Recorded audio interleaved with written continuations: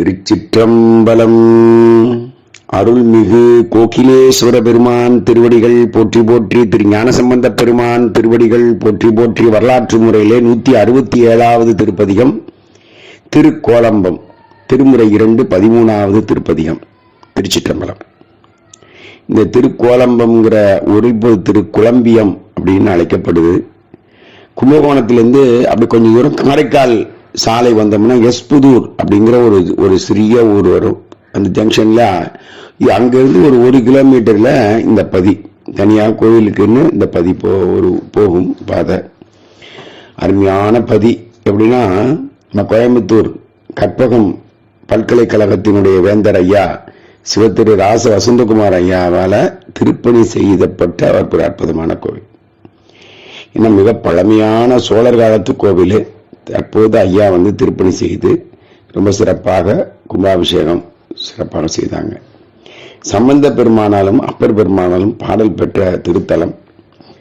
பசுவினுடைய கால் குழம்பு, அந்த கால் பகுதியே பாதம் இடறி சுயம்பு வெளிப்பட்டது. அதனால்தான் கோகிலேஸ்வரர் என்ற பேரு சுவாமியுடைய திருநாமம். இப்ப கூட அந்த கால் குழம்பினுடைய அச்சு அதுல இருக்கு. நம்ம போய் ஆம்படியார் பார்த்தோம்னு சொன்னா அந்த அச்சு இருக்கு. இந்த மாதிரி ஒரு அற்புதமான பதி. நல்ல கம்பீரமான திருமேனி, நல்ல அற்புதமா இருப்பார் சுவாமி. திருச்சிற்றம்பலம். நீற்றானை நீள் சடைமேல் நிறைவு உள்ளதோர் ஆற்றானை, நல்ல திருநீரு மேனியில அணிந்து திருச்சடையில கங்கையை வைத்து இருக்கக்கூடிய பெருமான். அழகமர் மென்முளையாலை ஓர் கூற்றானை, தன்னுடைய உமையை ஒரு கூறாக வைத்திருப்பவர். குளிர் பொழில் கோலம்பம் மேவிய, நல்ல குளிர்ந்த சோலை சூழ்ந்த குழம்பம் மேவிய இருந்து அருளிய ஏற்றானை, நல்ல இடபத்திலே காளைய பெருமையில் வரக்கூடிய பெருமானை ஏத்துமின் போற்றி வழிபாடு செய்யுங்கள். நும் இடர் ஏகவே, உங்களுடைய இடர்கள் எல்லாம் நீங்குவதற்கு இதை செய்யுங்க. 2வது பாடல். மையன கண்டனை நஞ்சுண்ட கண்டன், கரிய நிறமுடைய கழுத்து.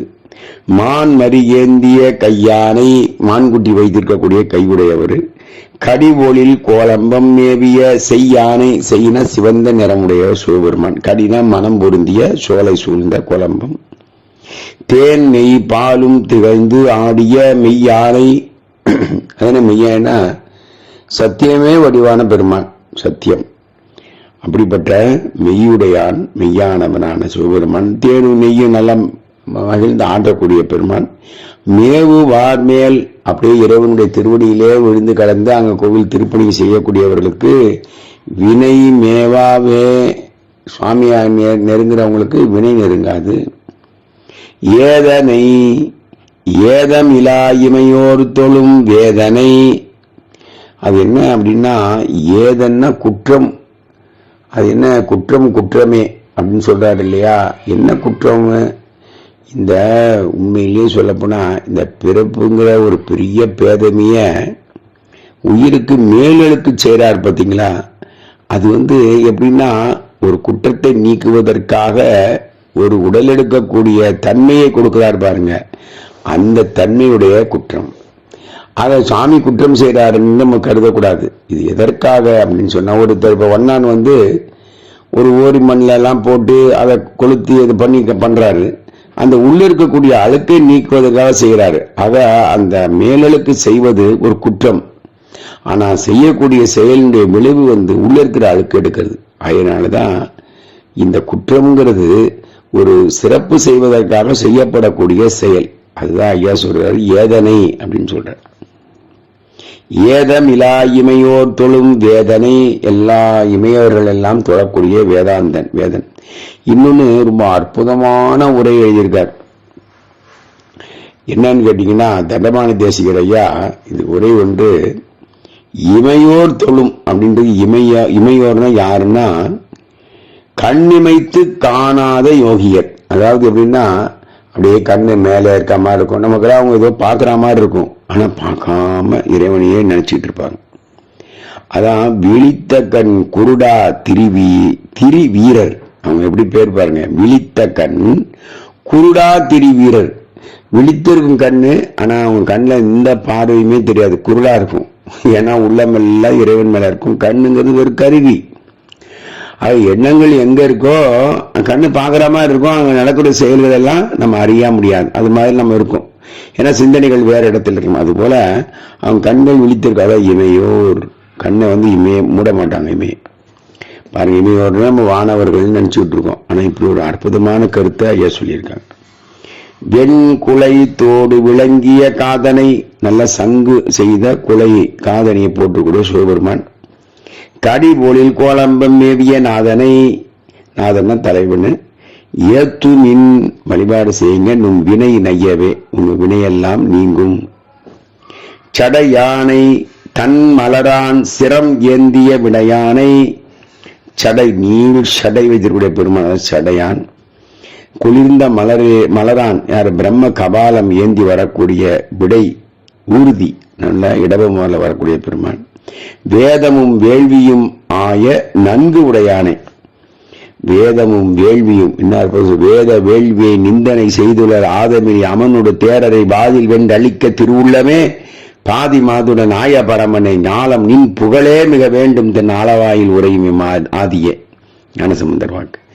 அந்த மந்திரங்களும் அதனால் செய்ய போகக்கூடிய வேள்வி. அப்ப என்ன அர்த்தம்? மூல மந்திரம் சொல்லிதான் வேள்வி செய்யணும்.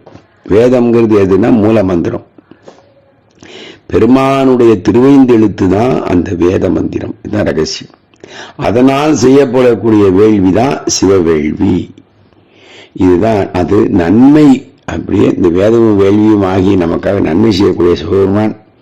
குளிர் பொழில் சூழ் திருக்கோலம்பம் உடையானை உள்குமின், உள்குதல்னா நினைத்தல், உள்ளம் குளிரவே சிராப்பள்ளி மேயானை அப்படி என் உள்ளம் குளிர்ந்தனவே, நினைச்சாலே குளிருமே. திருச்சிராப்பள்ளி பதிகத்தில் அருமையா சொல்றாரு இல்லையா? அதுபோல இங்கேயும் ஐயா சொல்றார். காரானை, இந்த கார்மேகம் போல மழை பொழியக்கூடிய கருணை உடைய பெருமான். கடிகமல் கொன்றையம் போதனி தாரானை, தார்னா மாலை, கொன்றை போதுன்னா மலர், கொன்றை மலர், நல்ல வாசம் மிகுந்த கொன்றை மலரை அணிந்திருக்கக்கூடிய மாலையாக அணிந்திருக்கிற பெருமான். தையல் ஓர்பால் மகிழ்ந்து ஓங்கிய சீரானை, உமையோர் பாகனாக இருக்கக்கூடிய புகழோன். செறி பொழில் கோலம்பம் மேவிய ஊரானை, நல்ல நெருங்கிய சோலை சூழ்ந்த கோலம்பத்திலே இருக்கக்கூடிய பெருமான். அதே தனது ஊராகக்கூடிய ஊரான். ஏத்து மின், அவர் நல்ல வழிபாடு பண்ணுங்க. நும் இடர் ஒல்கவே, உங்களுடைய இடரெல்லாம் நீங்கிடும்.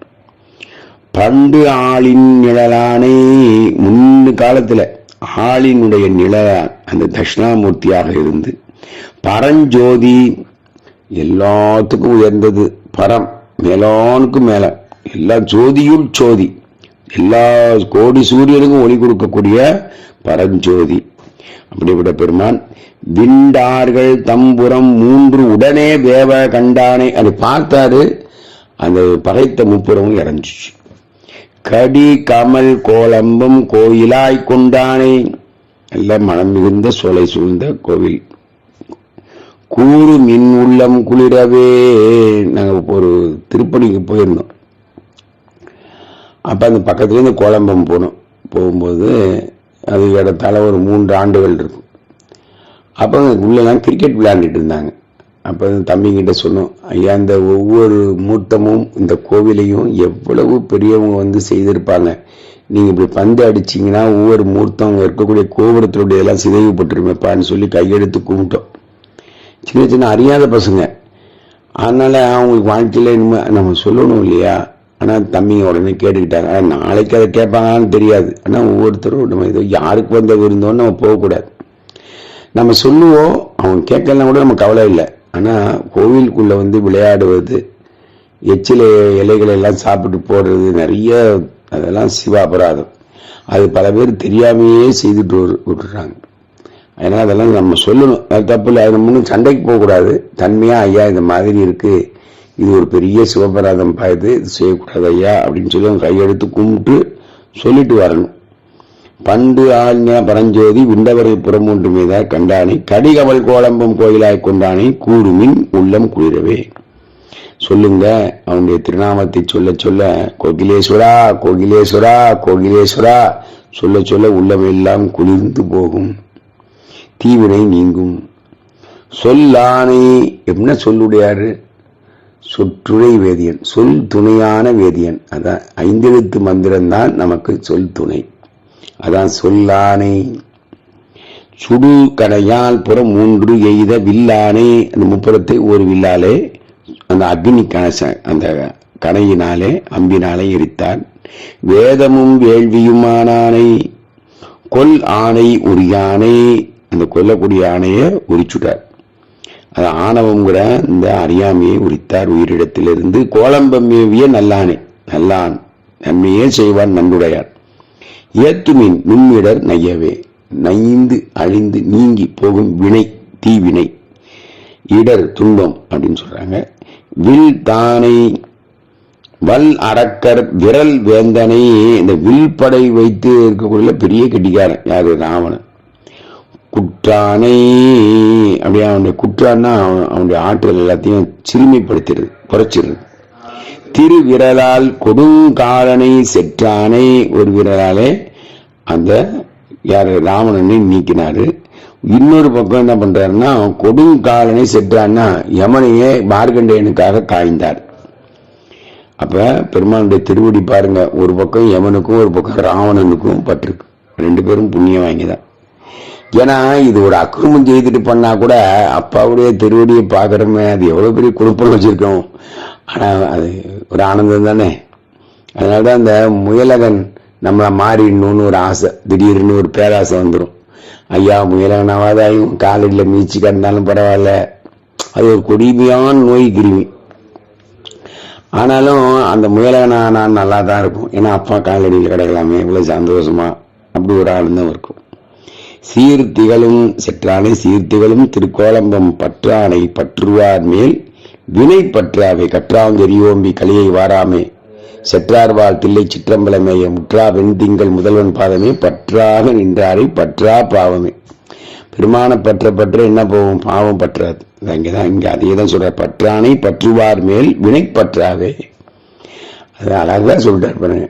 சாமியை பற்ற எல்லாம் போயிடும். தீவினை மட்டும் எல்லாமே போயிடும். ஒரு செகண்ட்ல பெருமான் மட்டும்தான் நமக்கு சந்தோஷமா இருக்கலாம். நெடியானோடு அயன் அறியா வகை நின்றதோர் படியானை. பண்டரங்க வேடம் பயின்றானை. அந்த பண்டரங்க வேடம்னா அது ஒரு கூத்து. அந்த கூத்தாப்பா ஆடுவார், பண்டரங்க கூத்து. அதான் பாண்டுரங்கன். இந்த பேரெல்லாம் நம்ம அப்பாவுடைய பேரு. இந்த பண்டரங்க கூத்தாடக்கூடிய சிவபெருமானுக்கு தான் பண்டரங்கன்னு பேரு. அது மட்டும் இல்ல, அத்தனை பண்டங்களுக்கும் அரங்கன் சிவபெருமான் தான். மூல பண்டாரம் வழங்குகின்றான். எல்லாத்தையும் சாமி கொடுக்கிறார், எல்லாத்தையும். அதனாலதான் முக்தி பேர் கொடுக்கக்கூடிய ஒருவனாக சாமி இருக்கார். ஏன்னா எதற்கு அதுனா எல்லாத்தையுமே கொடுத்துறார் சாமி. தனக்குன்னு ஒரு வாழாதவர் அவர். தனக்குன்னு ஒரு சுய செயல் இல்லை. எல்லாரும் தன்னையே புகழ்ந்துக்கிறீங்களா, பண்ணிக்கோங்கடா, சந்தோஷமா இருங்கடா. அது மாதிரி பெருமான் நெடியானோடு அயனறியா வகை நின்றதோடு படியானை. என்ன பண்ண தன்மை, இதே தன்மையானவர். ஏன்னா நான் காண்பேன் போன்றவருக்கு அவங்களால பார்க்க முடியாத தன்மை உடையவன். பண்டரங்க வேடம் பயின்றானை. கடியாரும் கோலம்பம் மேவிய வெள்ளேற்றின் கொடியானை. நல்ல வெள்ளை ஏறு காளையப்பெருமை மால்விடை கொடி வச்சிருப்பாராம். விடை கொடி ஏந்திய பெருமான். கூறுமின் உள்ளம் குளிரவே. அவன் கூற உள்ளம் குளிரும். புத்தரும் தோகை பீலிகொள் பொய்மொழி. பித்தரும் பேசுவ பேச்சல. அவன் பித்தம் பைத்தியக்காரங்க. சமணரும் பௌத்தர்கள் அவங்க பேசுறவங்க இந்த பீலின்றது இந்த மயில் பீலி. அது மயில் தோகையை வச்சுட்டு போவாங்க. ஏன்னா எறும்பெல்லாம் இவங்க கால் பட்டு சத்துறக்கூடாதான். அதனால அதெல்லாம் பெருக்கிக்கிட்டே போவாங்க. சரிப்பா நீ ரொம்ப நல்லா இருந்தா, அப்ப ஏன் அப்பர் பெருமான கல்லில் கட்டி கடல்ல பாய்ச்சினா இதுக்கு பதில் சொல்லணுமா வேண்டாமா? சொல்லிதானே தீரணும். நீ எறும்பையே கொள்ளாதவர் மனுஷனை கொள்ற அளவுக்கு உனக்கு என்னப்பா அவ்வளவு கஷ்டம்? கொள்கை வெறி. இன்னைக்கும் அப்படிதான் இருக்கிறானுங்க. சிவபெருமான் பார்த்துக்குவாரு. ஒருத்தனுக்காவது இறைவனுக்கு மேல அன்பு இருந்தா உண்மையிலேயே இறைவன் எல்லாம் இவன் மதத்தை கையில எடுத்துக்கிட்டு ஆடலாமா? நான் என்ன சொல்றேன், உண்மையிலேயே உனக்கு இறைவன் மேல பக்தி இருந்தான்னு சொன்னா, இறைவன் தான் இந்த உலகத்தை நகர்த்துறாருங்கிறது ஒரு சத்தியமா உன் மனசுல தெளிவா இருந்தா, நீ எதற்கப்பா நீ தண்டனை கொடுக்கறத உன் கையில எடுத்துக்கிற? என் சாமியை கும்பிடலாம் உனக்கு கொன்னுருவாங்கிறதுல என்ன நியாயம் இருக்கு? ஆனா இப்படியே எவ்வளவு காலம் நீங்க எங்களை கேவலப்படுத்தி அடிமைப்படுத்திட்டு வாழ்ந்துகிட்டு இருப்பீங்க, அது தெரியல. அதுதான் சுவாமி. நம்ம எல்லாமே சுவாமி முன்பது. நம்ம சுவாமியை காப்பாற்றணுன்ற அவசியம் இல்லை. சாமி தான் நம்மளை காப்பாத்துறாரு.